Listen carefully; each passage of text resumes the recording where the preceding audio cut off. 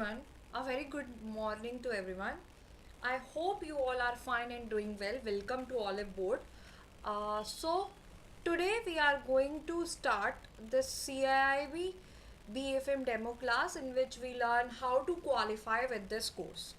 So, I will share some techniques with you, syllabus, and how to cover the BFM syllabus in this particular time, and then we will discuss a topic for just for I just want to understand the things. And so let's start. I hope that I am audible, everything is okay from my side. So if I give you the introduction of mine, a basic introduction, you can see my name is Aishwarya Sir, and these are some qualifications are there which is written on the screen. You can see that. Apart from this, bank financial management. What is bank financial management? Basically, in bank financial management, we generally learn about the things like international banking, risk management, treasury management, and asset liability management. Everything related to bank, which is important for the profit, because we know that every financial institution is there in the market. Why? Just for profit. Everybody is just there for the profit. The main thing is profit, right? So we have to understand the things, how the banks do international trade, how banks involve in the international trade, what are the concepts related to the international trade, and what are the facilities available to the importers, exporters, how do they manage the risk. Different types of risk are there, how do they manage their risk. Everything we have to learn, right? So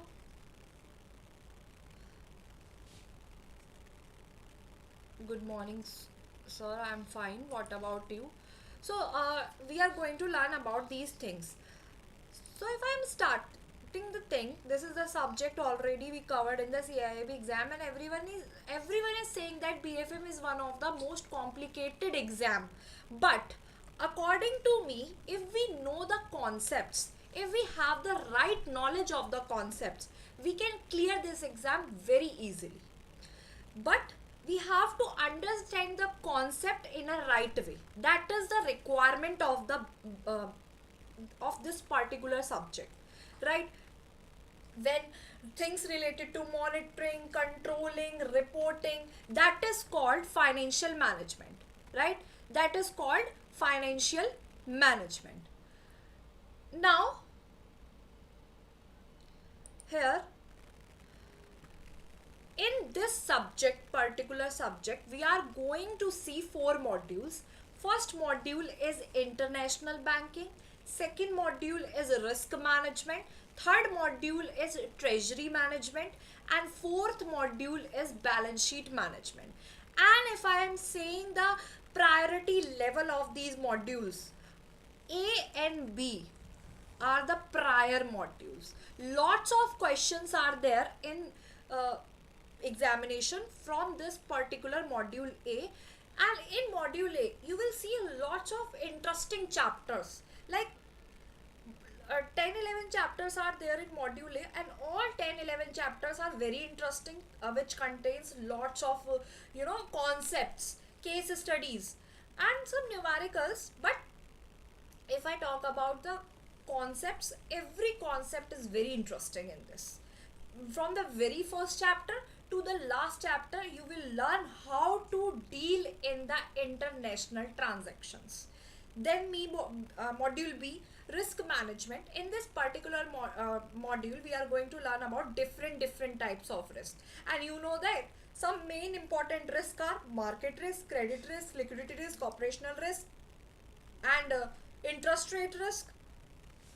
So these are the risks which are very crucial for any bank, and banks do lots of things for the management of these risks, right? So we will see every department related to these risks and everything related to these risks in this module, in this particular module. And then our module C, that is treasury management. If I say module C is easy in comparison to module A and B, I'm not saying that module A and B are hard. Both modules are easy if we have the right concept knowledge. We can do it, right? Then module C and module D, both are okay, but in comparison to A and B, these are least prior level, we can say that thing. Now, if I am talking about the international banking, let me tell you, first chapter is exchange rates and forex business. In this we learn what is exchange rate, how we convert one currency to another currency, what is the process, cross rate mechanism is there, chain rule is there, then some codes and some principles. Everything must be followed according to the guidelines of RBI, FEDI, FEMA. And what is the meaning of forex business, how international trades takes place, this thing we are going to learn in this chapter. Who are the major participants who are act in forex business, these things we are going to learn in this chapter. Next chapter we are having in this module liberalized remittance scheme, and you know that in liberalized remittance scheme, only up to US dollar 2,50,000 is allowed to remit, right, per financial year. So in that particular chapter we learn what is capital account transaction, what is current account transaction, who are close relatives, and for what purpose a individual, a resident can remit the money, what are the prohibited sectors, and I think some case studies we are going to learn in this chapter. So this is all about the LRS. Tax collected source is one of the most important concept, where I think 0.5% is applied for the educational loans, but 10% is there when the PAN and Aadhaar card is not available. If PAN and Aadhaar card is available, then 5% tax is deductible. Up to 7 lakhs it is exempted. Then correspondent banking and NRI account. What is the meaning of correspondent banking? Correspondent banking means when suppose there is a bank in the India, right, and India's bank having customers in the USA, but now in USA no branch of that particular bank is available. Now how India's bank deal with the customers of Germany? In that type of case, India's bank like make a connection with the banks of Germany, any bank of the Germany, and ask them to provide facilities to those customers on behalf of India Bank. So that concept is called correspondent banking. In this we are having nostro account, vostro account, chloro account, mirror account.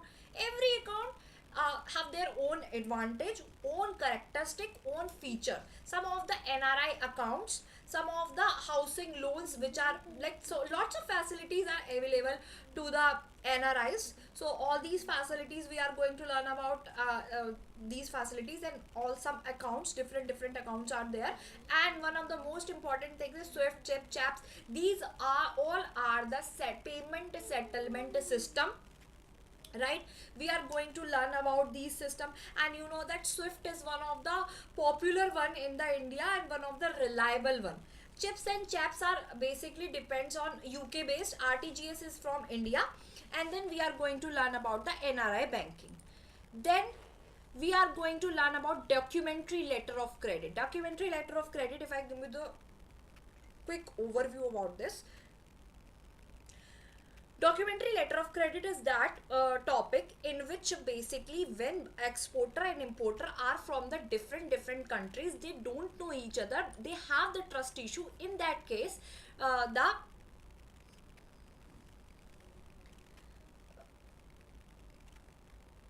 just a second, I hope that I am audible. I hope that everything is okay. Please confirm that I am audible.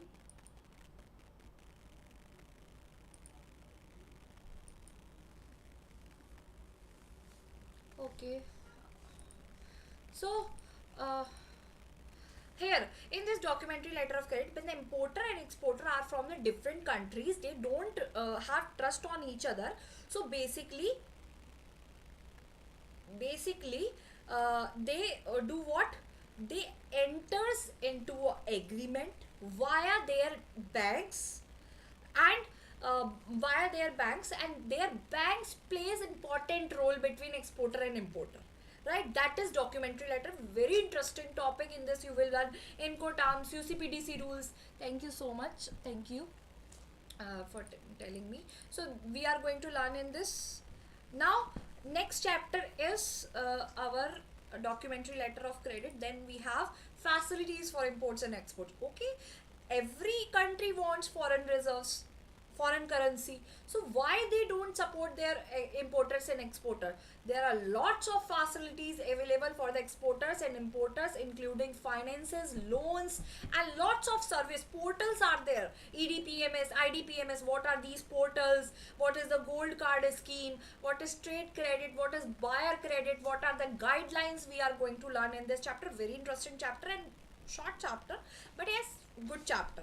Like what are the units are there, special economic zones are there, in which they are allowed to do business with some facilities, and some other things for the importers and some other things for the exporters. Both are important for a country because they involve in the growth of the India's GDP.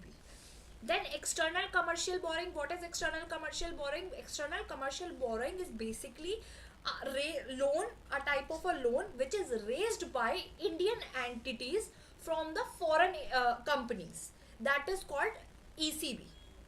Now in this, how this, what are the types of ECB, what is MAMP, what is the time limit for these loans, and how they refund the loan, what is FDI, what is FPI, foreign portfolio investment, foreign direct investment. All these things we are going to learn in this chapter. Then risk in foreign trade. In this you will get a short overview of module B, because in this module we are in this chapter particularly we learn different types of risk, and then the meaning of ECGC. What is ECGC? Then other aspects which are related to the ECGC policy. So lots of like policies are there which are related to the ECGC.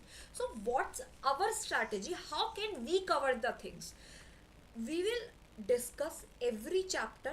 Like I divide the things in 4 parts.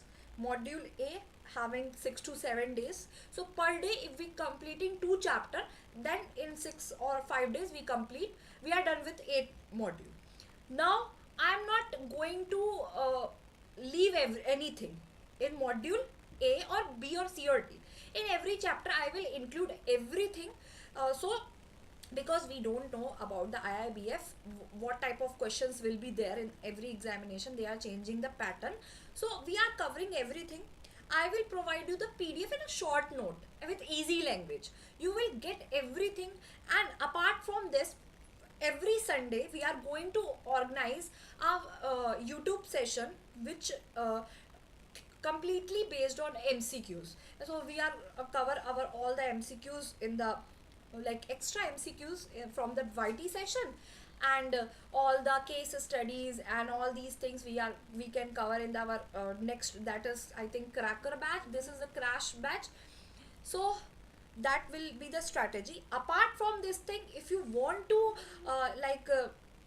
give any advice, you can also give the advice, like this thing we can do like this, we can do this like this. So I appreciate these things, but from my side I try to give you the best, so you will learn everything in these days, right? So this is basically Exim Bank, Export Import Bank of the India, in which we are going to learn about the FEMA, FEDA, which is a self-regulatory organization established in 1958. Then what is ADR, what is GDR, what is FCCB. These things we are going to learn in this chapter. Then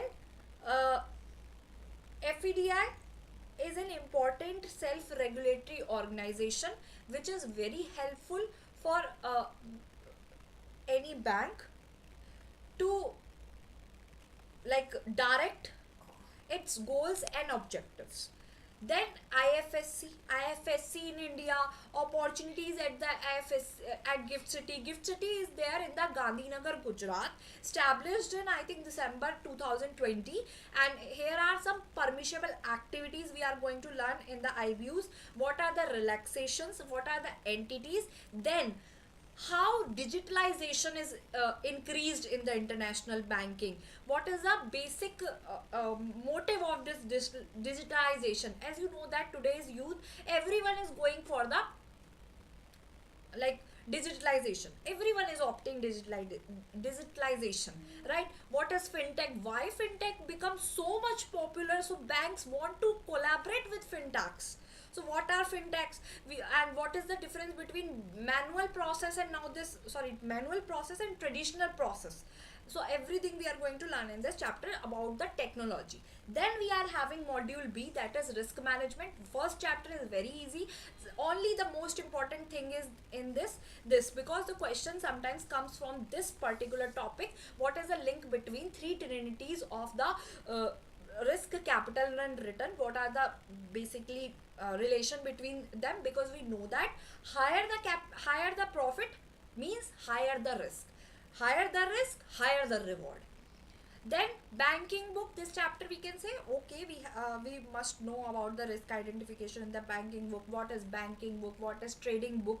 Then we are having this one. This chapter I can say that most important chapter, most lengthy chapter of module B, and lots of question you can expect from this particular chapter, right? So this chapter, I think 13th chapter in our module, but this chapter is very lengthy, very important. Lots of things are there from this particular chapter, and also this chapter includes numericals, some basic numericals, completely based on the formulas. Then we are having our next chapter, market risk. As we know that what is market risk? When there are the changes in the factors of market, and due to these changes, this cause loss. This cause a loss situation for a bank. That loss situation is called market risk. So what is the structure? Who manages this risk? Who implements the policies? We are going to learn in this chapter. Credit risk. When the bank gives the loan to a borrower, but borrower fails to pay back either payment, either principal, either that EMI, either interest, everything. That is called credit risk. And in this, different concepts are there, like types of credit risk, how to manage credit risk, what are the policies to manage credit risk. Then operational risk. Operational risk is what? One of the dangerous risk. Operational risk considers as one of the dangerous risk. Why dangerous? Because this risk caused by the people of the organization. The cause of this risk are people. People can like, if any employer do the theft, misunderstanding or fraud, or due to process, no lighting or no software, or any window shutdown, breakdown, and any issue related to the process, and other external events, those external events which are beyond the control of banks, like COVID-19 situation.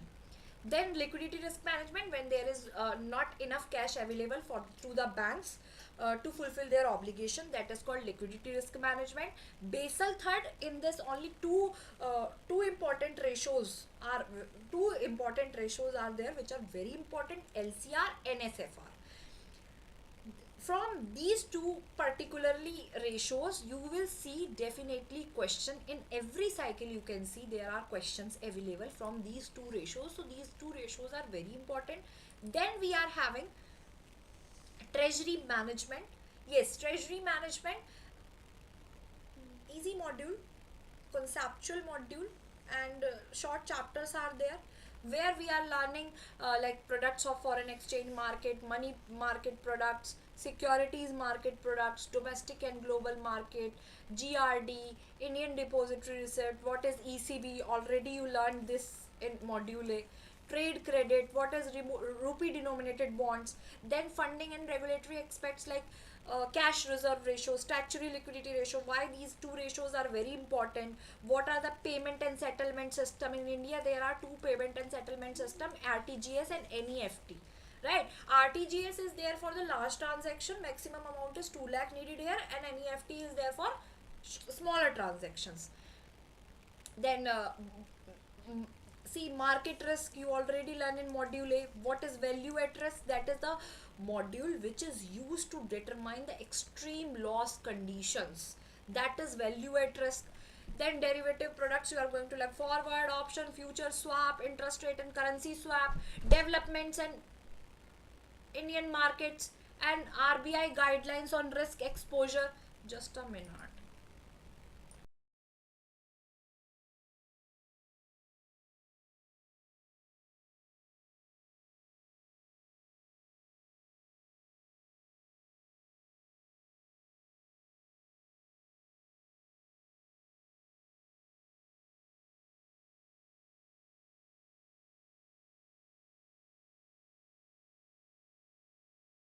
For that, I hope that everything is okay. So in this chapter what we are going to learn about derivative products, then treasury and asset liability management. What is asset liability management? Asset liability management is one of the most important thing for any bank.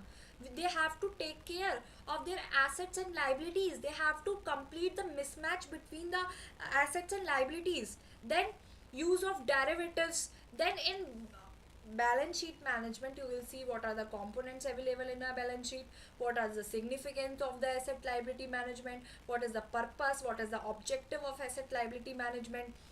This is a good chapter, capital adequacy. As you know that RBI declares that every bank have to store at least 9% of their capital for bad time, right? And currently we are using Basel 3, right? Basel 3 having three pillars.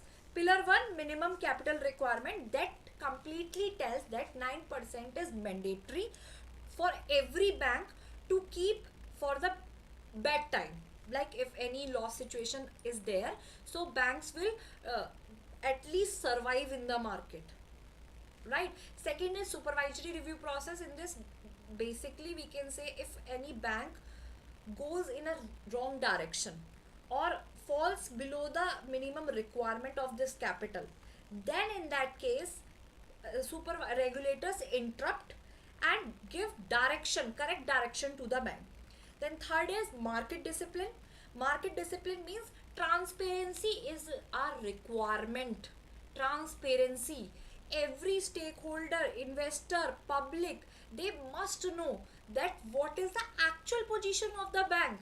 That is market discipline. So in this we are going to learn this. And then asset classification provisioning norms, I think 70% is required in the provisioning norms. Then liquidity management, interest rate risk management, these two chapters you already learn in module B. Then RAROC, which is one of the most important method to find out the profit. So this is the syllabus. Why I tell you the syllabus? Because I think we must understand the syllabus first. We must know what we are going to learn in this BFM.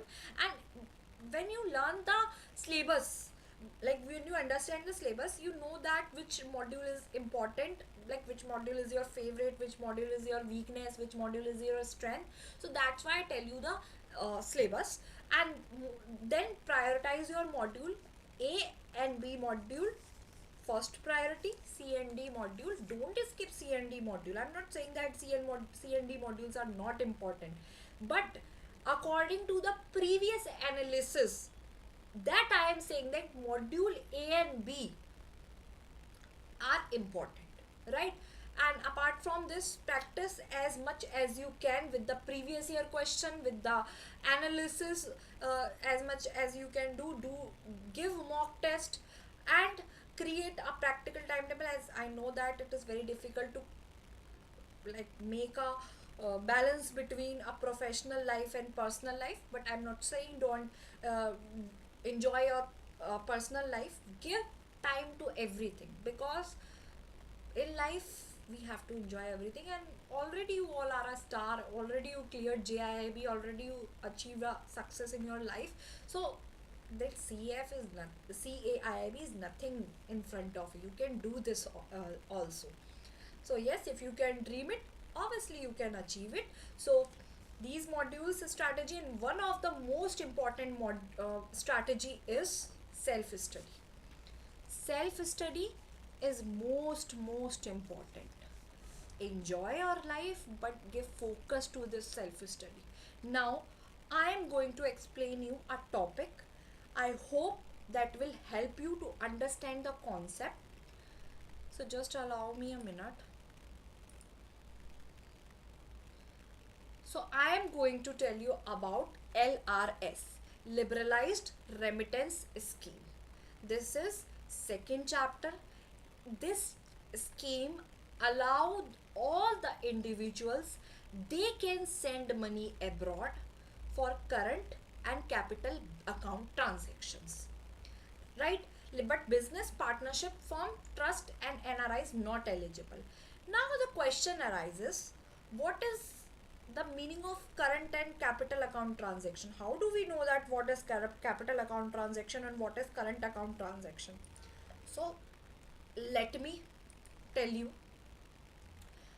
Capital account transaction.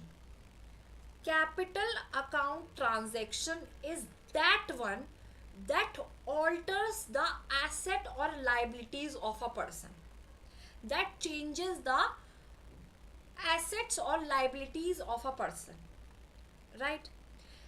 In these, we can say that it includes some type of foreign investment, borrowing.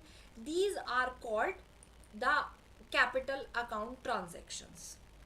Or we can say that in the context of current account transactions, current account transactions are those transactions which include expenses for private visits, education, medical treatment, travel and tourism, maintaining close relatives. And because close relatives is also having a definition, some of the close relatives are included in this definition only, and some business trips. So anybody can use LRS for making gift and donations, but limit is same, US dollar 2,50,000, right? So this is the example of current account transactions. So I can say that capital account transaction involve transferring the assets, like I told you, alteration of assets and liabilities.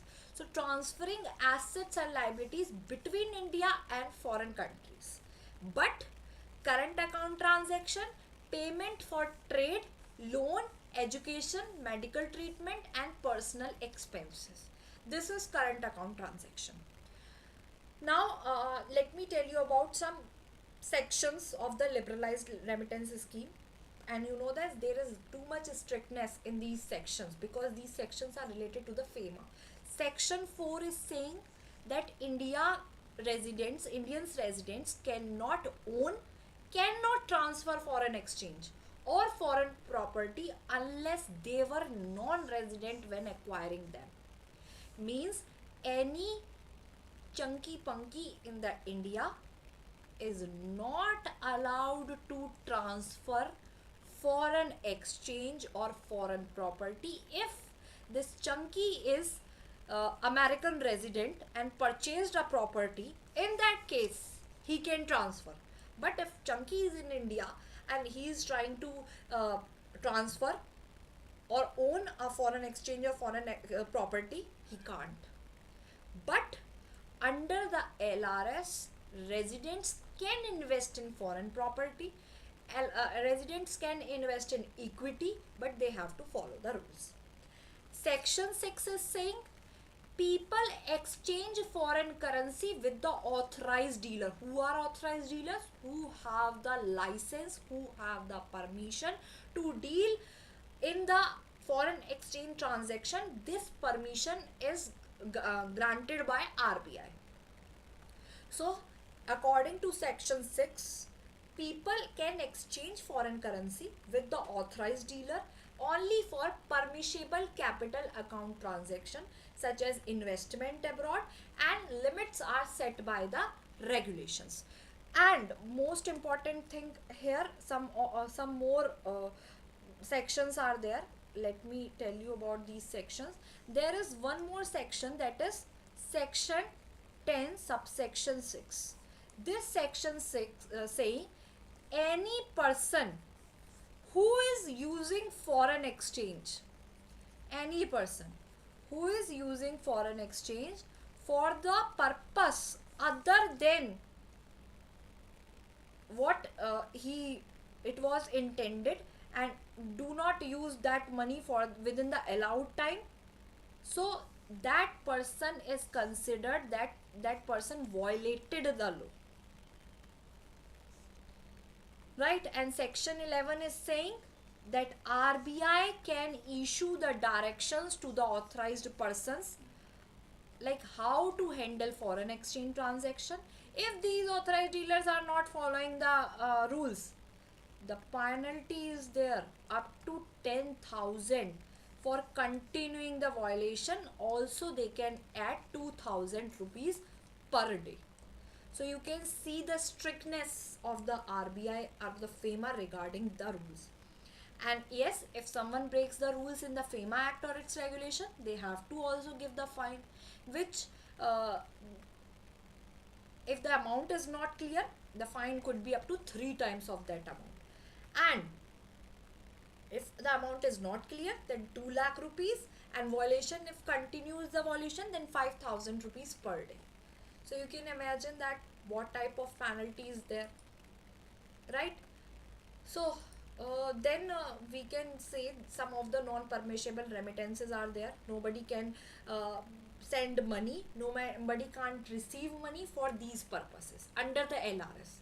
Margin or margin calls, payment for the commission not allowed, callback services not allowed.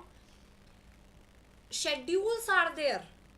Schedules are there. Schedule second is saying government approval is required for some of the remittances need government approval. For cultural tour, you need to get the approval.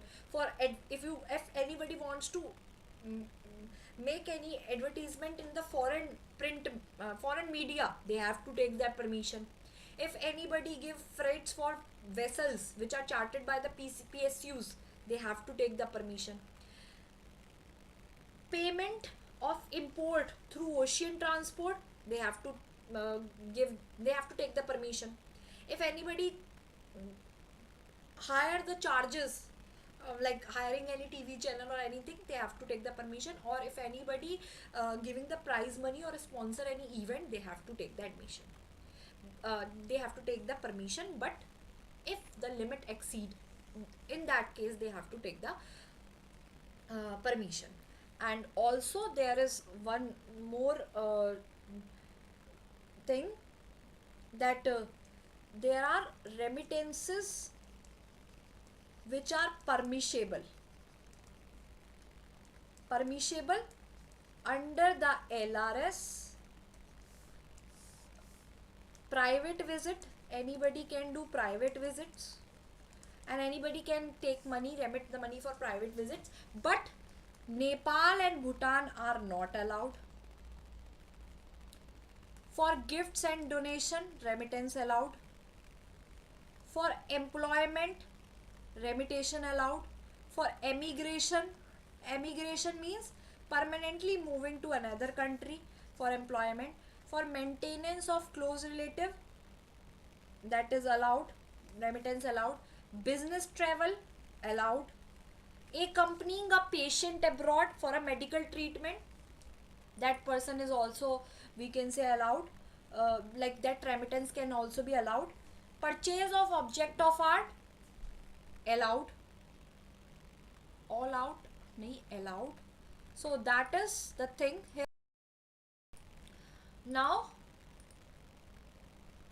yes, let's see some operational guidelines. Okay. So PAN card is obviously mandatory for any type of remittance under the LRS, then you can remit up to US dollar 2,50,000 per financial year only for permissible transaction. And there is no limit on the number of remittances. Means a person can remit many times in a financial year, 10 time, 20 time, 30 time, but the limit is under this amount only. He or she can't exceed this amount. Number of times he can remit. And if a firm wants to remit funds, if any firm is there who wants to remit funds, they have to show that they are individual proprietor. Individual sole proprietor means who are having who are alone to settle up, to deal with a business, who have their own business like a shopkeeper. This type of business is called sole proprietorship, alone owner, right? So these are the operational guidelines. Now I hope that you are able to understand this thing, that what is LRS. A basic overview I give you just for like this, how can we are going to read the things. So the main purpose of this course is just to cover the things in a short way, but we are going to include everything, and I will provide all the PDFs, community is there. Whenever you feel doubt, kindly ask. Any type of advice are appreciated. So let's start this journey with full confidence, and we will conquer this exam.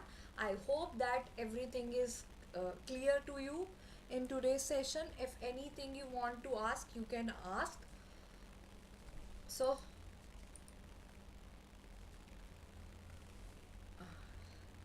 we can start, I think, from 17th of September, and everything will be shared with you in the like app. So that is it for from my side for today. I hope that the things are clear to you. So thank you so much everyone for your time. I hope that everything is okay. Let's meet in our next class, and thank you so much. Enjoy your weekend. Take care. Thank you everyone.